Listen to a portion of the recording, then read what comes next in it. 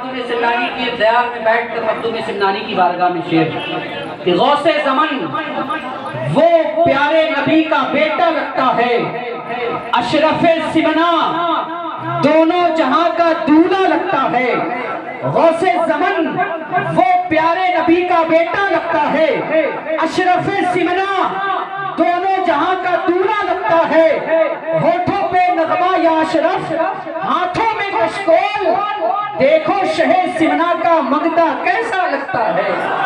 ہونٹوں پہ نغمہ یا اشرف، ہاتھوں میں کشکول، دیکھو شہ سمنا کا منگتا کیسا لگتا ہے۔ دیکھو شہ سمنا کا منگتا کیسا لگتا ہے۔ آئیے حضرات، میں بغیر کسی تاخیر کے پیر طریقت رہبر راہ شریعت خورشید کرامت حضرت علامہ سید خلیق اشرف صاحب قبلہ اشرفی الجیلانی کی بارگاہ میں گزارش کروں گا تشریف لائیں، استقبال کریں۔ نعرہ تکبیر، نعرہ رسالت، نعرہ رسالت، نعرہ حیدری، نعرہ حیدری، سرکار کی آمد، آقا کی آمد، فیضان مخدوم سمنا، دیار مخدوم سمنا۔ علی کا گھر بھی کیا گھر ہے کہ اس گھر کا ہر ایک بچہ جہاں پیدا ہوا شیر خدا معلوم ہوتا ہے۔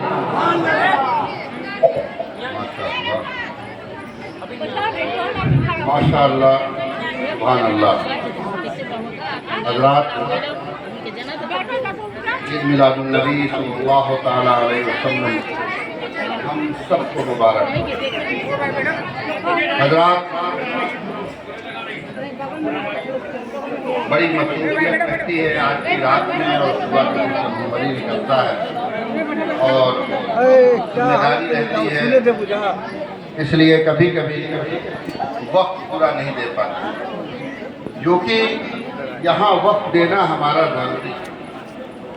اس لیے یہ غوث العالم محبوب فیضانی سید اشرف جہانگیر سمنانی سامانی علی رحمت الرضوان سے ہمارا نسبی رشتہ ہے، اور جو لوگ اس صحن آستانے پر انجمن شمن اسلام کے جتنے اراکین ہیں، میں ان کو اپنے تہہ دل سے اپنے سجادہ نشین خانواد اشرفیہ کی طرف سے مبارکباد دیتا ہوں کہ صحن آستانے پر ہر سال عظیم الشان جلسہ عید میلاد النبی صلی اللہ تعالیٰ علیہ وسلم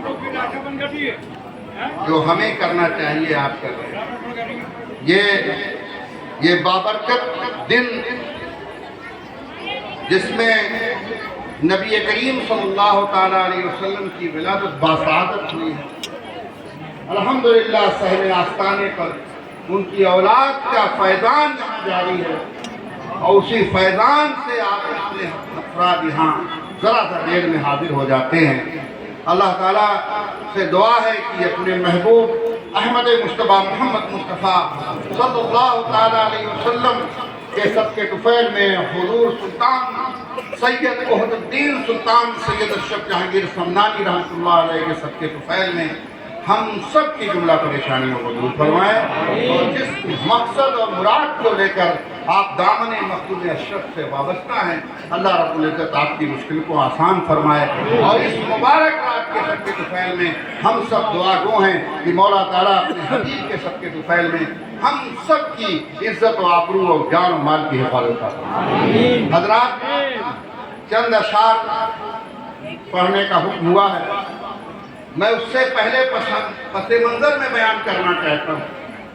آج ملک کے حالات ایسے ہیں، آپ دیکھ رہے ہیں کہ ہر طرف جس طریقے کے حالات ہیں آپ کی نگاہوں کے سامنے، انشاءاللہ تعالیٰ نہیں رہیں گے اس طریقے کے حالات۔ صرف ضرورت اس بات کی ہے کہ اپنے اللہ کے حضور آپ گڑ گڑا کے دعائیں کریں، انشاءاللہ تعالیٰ یہ ساری مشکلیں آسان ہیں۔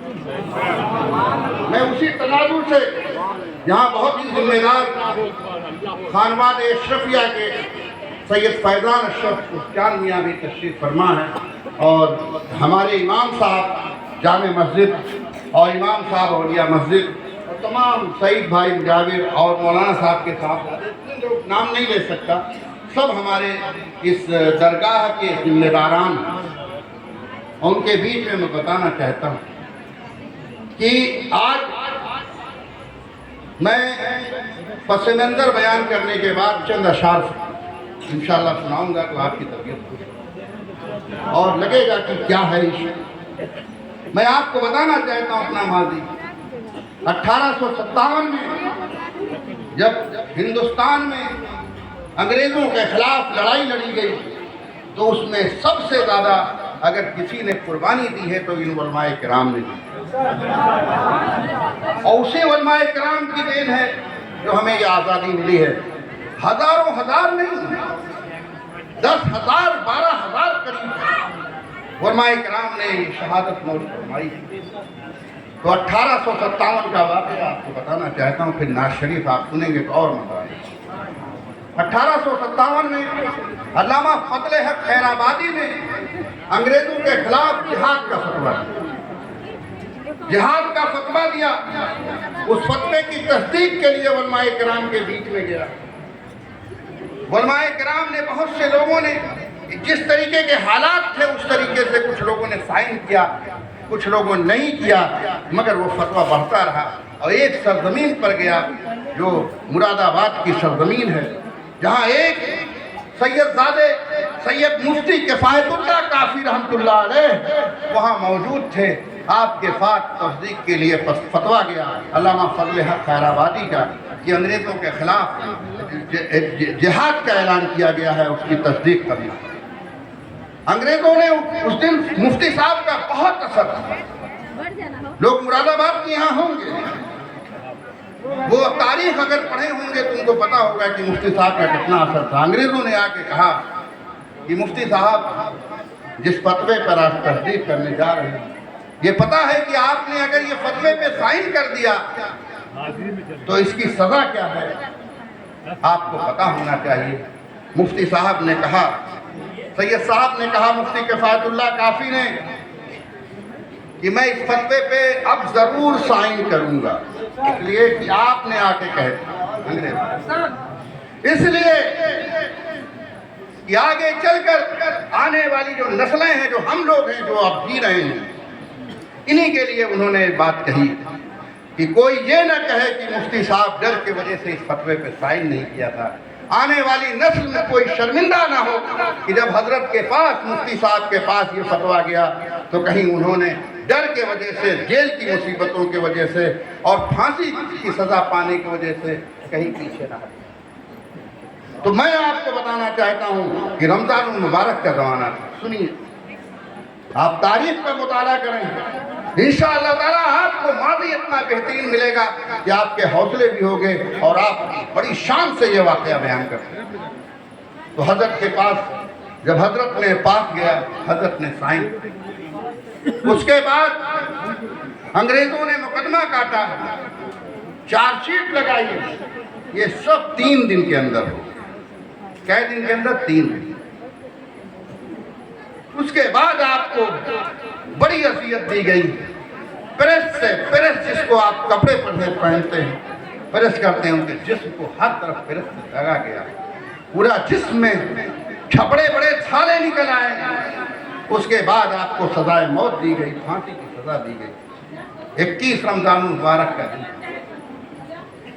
آپ نے فرمایا کہ میں، جب لوگوں نے پوچھا آخری وصیت کیا ہے تو آپ نے بتایا کہ مجھے چوراہے پر اور میرے سر سے یہ پٹا ہٹا دیا جائے اور ایک کاغذ قلم دے دیا جائے، اور میں آخری وقت میں اپنے نبی کریم صلی اللہ علیہ وسلم پہ خراج عقیدت پیش کروں۔ اور آج ایک بہت تاریخی بات بتاتا ہوں، علماء کرام یہاں موجود ہیں، بڑی ذمہ داری کے ساتھ۔ اعلیٰ حضرت فاضل رحمۃ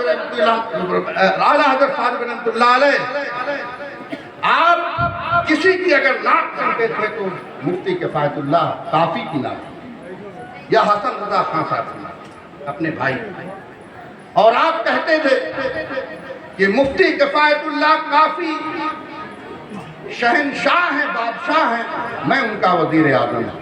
یہ اعلیٰ حضرت فاضل رحمۃ اللہ علیہ کا نعت کے تعلق سے بہت سے اشعار، ان کے بہت سی نعتیں ہیں جو بہت مقبول ہوئی، اس میں سے چند وہ نعت ہے جو نبی کریم صلی اللہ علیہ وسلم کے دن رات میں رات کی تاریکیوں میں لکھا صبح فجر کے وقت سحری کھانے کے بعد انہیں پھانسی ہونی تھی.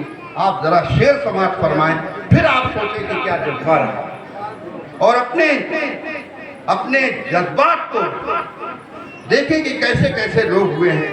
تو میں چند اشعار پڑھنا چاہتا ہوں, ایک مرتبہ درود شریف پڑھ لیں. اللہم صلی علی سیدنا و شفیعنا و حبیبنا و مولانا محمد بارک صلی اللہ علیہ وسلم.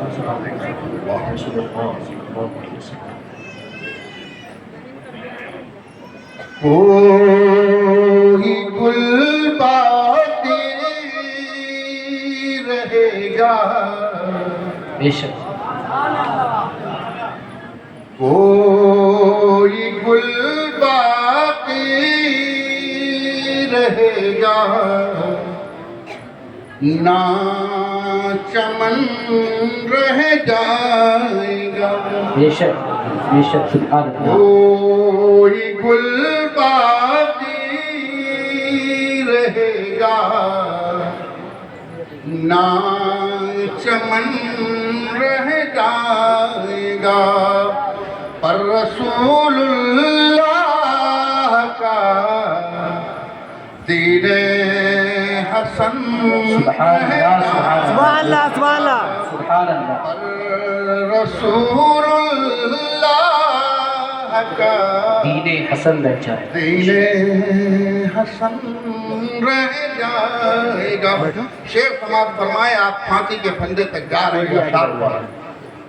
کوئی گل باقی رہے گا, نہ چمن رہ جائے گا, نام شاہان جہاں مٹ جائیں گے لیکن یہاں, بے شک بے شک, نام شاہان جہاں مٹ جائیں گے لیکن یہاں حشر تک نام و نشانے پنجتن رہ جائے گا. سبحان اللہ سبحان اللہ سبحان اللہ. حشر تک نام و نشانے پنجتن رہ جائے گا. حضرات, یہ پنجتن کا نام جو آپ نے لیا, یہ 1857 میں 100 برس پہلے. آج ایسے حالات پیدا ہوئے ہیں کہ پنجتن کا بھی نام دینے میں اختلافات. آپ دیکھیے کہ اللہ والا کتنا اچھا ہے. نام شاہان جہاں مٹ جائیں گے لیکن یہاں حشر تک نام نشانے پنجتن رہ جائے گا. حضرات, آج جو ہے لوگ اپنے لباس پر, اپنے خاندان ہونے پر ناز کرتے.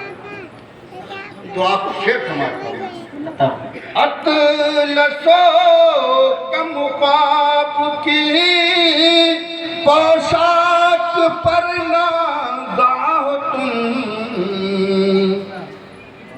اطلسو کم خواب کی پوشاک پر نازا ہو تم, اس تنے بے جان پر خاکی کفن رہ جائے گا. بے شک, اس تنے بے جان پر کفن رہ جائے گا. کفن رہ جائے گا, پر رسول اللہ کا دین حسن رہ جائے گا. ہم سفیر و باغ میں ہے کوئی گل کا چہے چہا, بلبلیں اڑ جائیں گی سونا چمن سبحان اللہ رہ سبحان اللہ. جائے بے شک, سبحان اللہ. بلبلیں اڑ جائیں گی سونا چمن رہ جائے گا. سب سے پیارا شعر ہے. آپ کو درود شریف پڑھنے کی ہدایت دیتا ہے۔ یہ اتنا پیارا شعر ہے کہ میں کہہ نہیں، جو پڑھے گا صاحب لولاک کے اوپر درود، بے شک بے شک، جو پڑھے گا صاحب لولاک کے اوپر درود، آگ سے محفوظ اس کا تن بدن رہے گا، سبحان اللہ سبحان بے اللہ شک بے شک، سبحان اللہ سبحان اللہ، محفوظ اس کا تن بدن رہ جائے گا، پر رسول اللہ کا دین حسن رہ جائے گا۔ مقدے کا شعر سماعت فرمائیں۔ سب فنا ہو جائیں گے کافی وہ لیکن حشر تک، بے شک، سب فنا ہو جائیں گے کافی وہ لیکن حشر تک، نعت حضرت کا زبانوں پر سخن رہ جائے گا، رسول اللہ کا دین حسن رہ جائے گا۔ اللہ رب العزت سے دعا ہے کہ جس مقصد کے لیے یہ محفلیں سجائی گئی ہیں، جن لوگوں نے در میں سکھ نے جس طریقے سے مدد کی ہے، اللہ تعالی ہم سب کی جملہ پریشانیوں کو دور فرمائے، اور غوث العالم محبوب اعزازی سید